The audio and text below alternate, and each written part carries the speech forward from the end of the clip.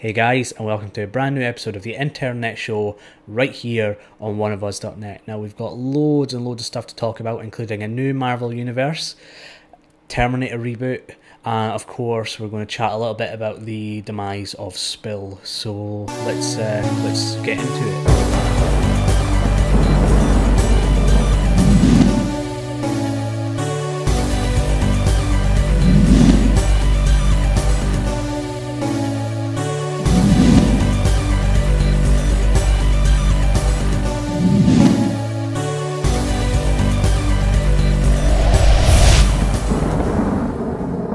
So I guess one of the biggest pieces of news this week for us, this kind of us kind of nerdy audience who likes podcasts and things like that, is the news that Spill won't be continuing anymore. So after 6 years, the site's being shut down by Hollywood.com.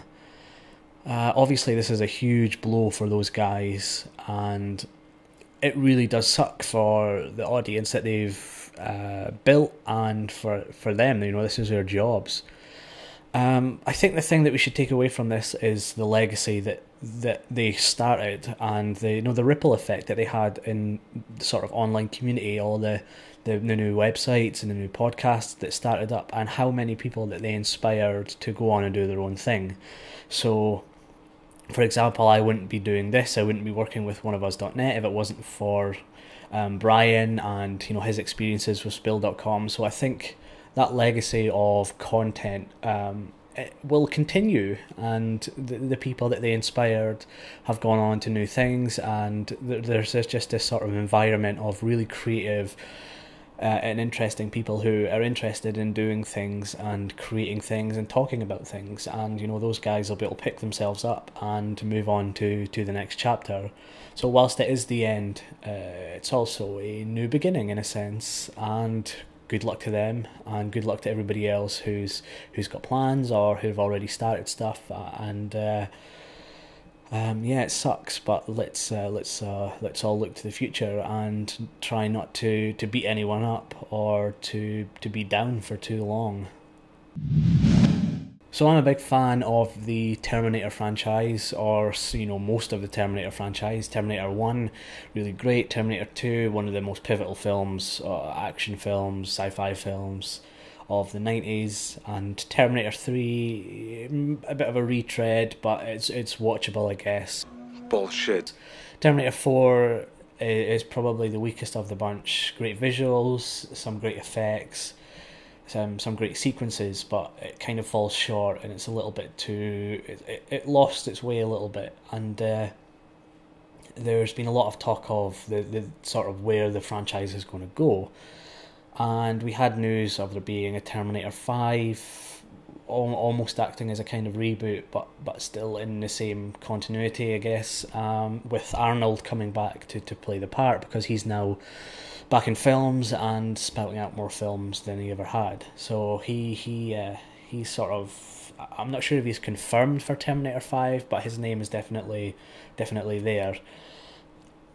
Recently we learned that there's going to be a Terminator TV show as well, a new TV show which plays into the new film.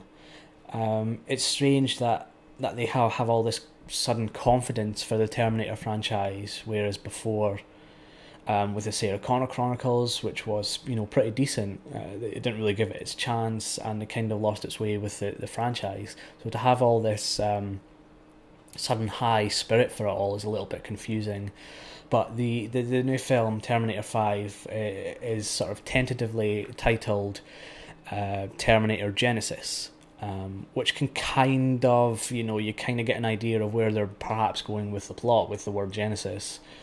And with Arnold coming back, with the inclusion of characters such as Kyle Reese, Sarah Connor, it could be interesting. I hope it's not too much of a retread of the first film, or too different that it may as well not be Terminator.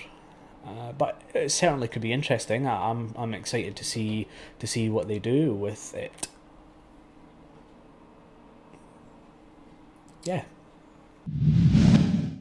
So we're not too far away from the release of X-Men Days of Future Past, and we spoke about that a couple of times throughout the show. And something that me and Jeff talked about many, many weeks ago when we were on a film shoot was he hoped that they would lead up to the Apocalypse story. And it seems that's exactly what they're going to be doing. And Bryan Singer has been attached to direct this. In 2016 is when it'll be released. I'm not a big person who knows a lot about the Apocalypse story, but I notice in terms of comic books, in terms of X-Men, it's very big.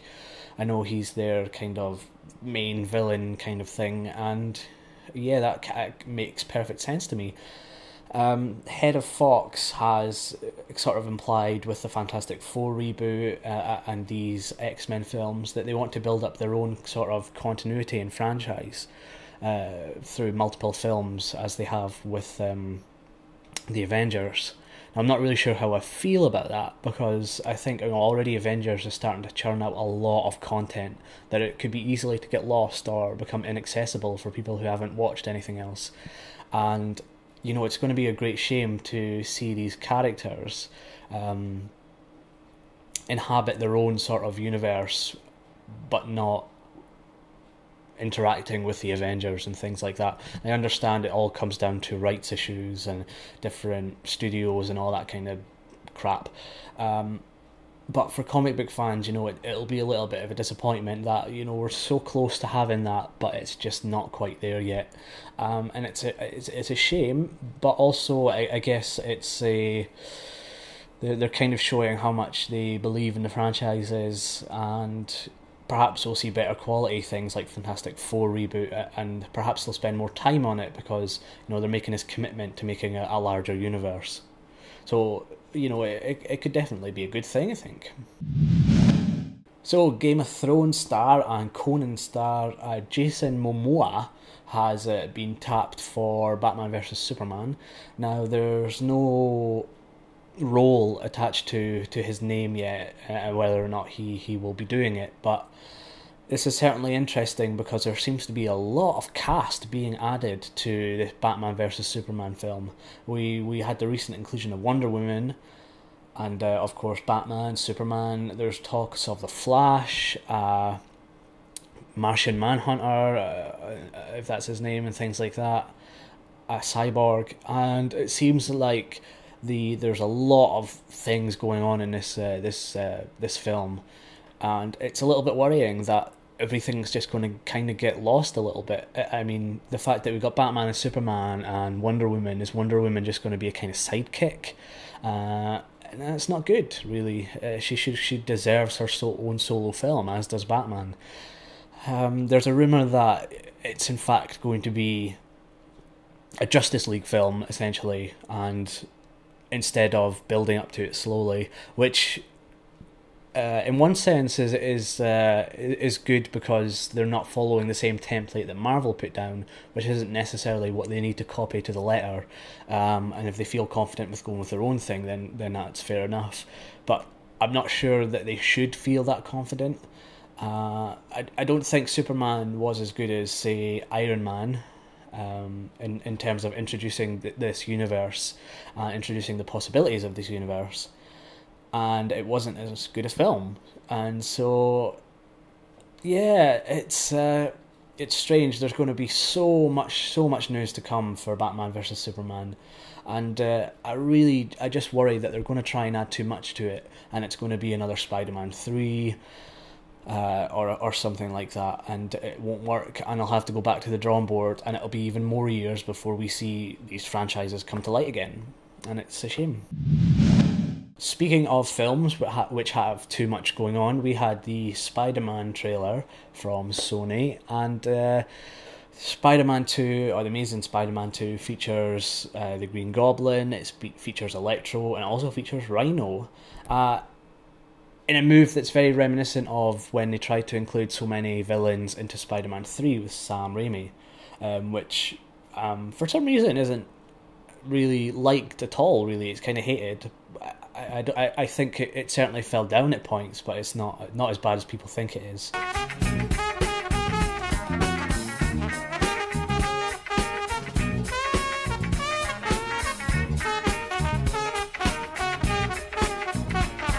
or maybe it is. I haven't seen it since the cinema, so maybe kind of silver clouding that a little bit or something. Yeah, so this trailer has a lot going on, and you should definitely check it out. Looks like a lot of great action. But that's kind of all it looked like. It didn't really seem to develop the characters any further. There's a little bit with Peter Parker's dad and that whole intrigue, but really, I've just been so underwhelmed by this new Spider-Man franchise, and I don't really know why. I don't know if it's because I'm just not interested in Spider-Man. I never really have been. I suppose I kind of like the iconography of Spider-Man, but not so much the actual narrative or stories. And it's just never really interested me. Honestly, I haven't even saw the Amazing Spider-Man 1, so I should probably check that out and see if it's any good. I'd love to hear what you guys thought of the trailer or Spider-Man in general, especially the last film, and what you guys think of this trailer, if it's any good, or if you're excited, or if it looks like a big load of hairy balls. And we also had a trailer for Godzilla. Run! It's Godzilla! It looks like Godzilla, but due to international copyright laws, it's not. Still, we should run like it is Godzilla! Though it isn't.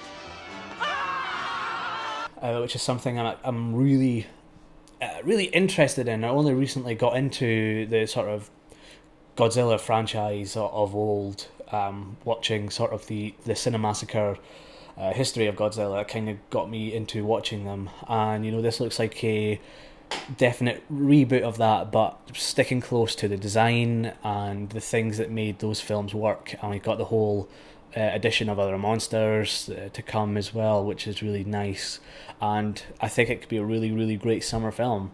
I don't know if it's coming out in the summer, but it looks like it could be a lot of fun anyway. And we've got Bryan Cranston and things like that.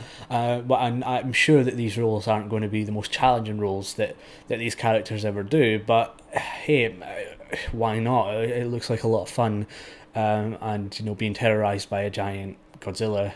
Who wouldn't want to do that? So I'm quite interested in this, and I'm looking forward to seeing it. Okay guys, so each week I say I'm going to get through it really quick, and we're going to just chat about things really generally, and we end up being like half an hour long. So I have no idea how long this has took, but it feels like it's been much shorter, much more cohesive, and yeah. So here's the thing for you guys. Here's a little question for you guys. Last week I asked you what your guys' traditions were for Christmas. I don't really have a set tradition really for me. I like to watch a lot of movies to lead up to Christmas, the sort of Christmas collection, Die Hard, Love Actually, all that kind of stuff. I'm a big fan of watching horror at Christmas for some reason. Doctor Who is also something that to me feels quite Christmassy, so I've been marathoning that. Also in sort of build up to the anniversary. Well, not the anniversary, the Christmas episode, which is the anniversary of the Daleks. For those of you who don't know. And yeah, so Doctor Who, and usually I like to have a quiet Christmas, try and take it easy, do the family stuff in between Christmas, because buses and things are not really available on Christmas Day, don't drive, so it's easy enough to just sit back and take it easy, watch some TV, bit of EastEnders, it's all good. Yeah, so that's my kind of routine for Christmas. But this week I wanted to ask you, who is your biggest hero in terms of inspiring you, and generally someone that you look up to? Now it could be it could be any walk of life, a creative person, it could be the neighbour down the street, anyone, but someone who's inspired you and why. So recently for me, I have been watching and listening to a lot of Kevin Smith. Now, I'm not the biggest fan of all his films, but I think he's a very genuinely creative person, and he's very encouraging and very inspiring to those around him, and I can really identify that, making films without any money and all that kind of stuff that's probably much harder to do today, but I really identify with that, being a filmmaker and an actor. And I also look very closely to members of the Royal Shakespeare Company. throughout the year. So people like Patrick Stewart, Judi Dench, Ian McKellen, all those people who have kind of came through the Royal Shakespeare Company. I'm studying Shakespeare right now, and I'm getting into learning some monologues for auditions and things like that, which I've done before, but I feel like I'm getting into it more intensely, and just trying to learn about iambic pentameter and all this kind of stuff. It's difficult, and these guys really know their stuff, and they're really great at showing what they know through the characters, and they make Shakespeare accessible as well. David Tennant's another one who very, very modern approach to Shakespeare, and makes it very accessible for people who don't watch Shakespeare. And I really like this fact that more and more Shakespeare on stage is going into cinemas for people who can't afford to go to London to see the show, and opening it up to people who don't necessarily watch Shakespeare, when they're making these really great accessible modern productions of Shakespeare. So those guys are really good, and if you have time, I do recommend you check out Playing Shakespeare, which was a 1982 sort of series of workshops that the RSC did with people like Patrick Stewart, Ian McKellen, Judi Dench, all these guys, and each episode they explore different elements of Shakespeare, from rehearsing Shakespeare to looking at rhyme and iambic pentameter, character, and all that kind of stuff. And it's really great to just understand how to approach Shakespeare.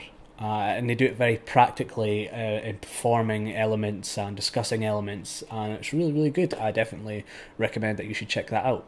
Okay guys, so if you like the show, feel free to subscribe up here, and do head over to Oneofus.net and check out the absolutely 10 times better podcasts, 10 times better articles. Got loads of editorials, some great stuff coming up that's going to push the website even further forward, and I can't wait to be a part of that. And yeah, some great podcasts, a great radio show, Infinite Variations, which you should check out if you're a fan of film and comedy and people just generally having fun. It's really, really good.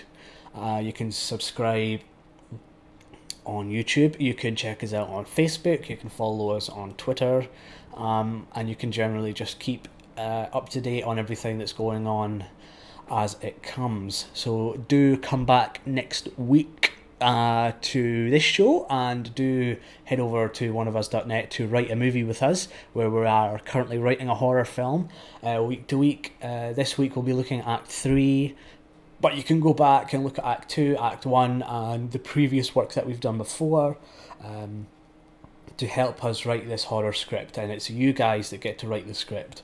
I just kind of bring it all together into the drafts at the end and whatnot. So do come and write a movie with us, or you can check out all the other great stuff. Got great film commentaries up there, loads and loads of stuff, more than I can actually list. So go and check all that out, and I will see you next week.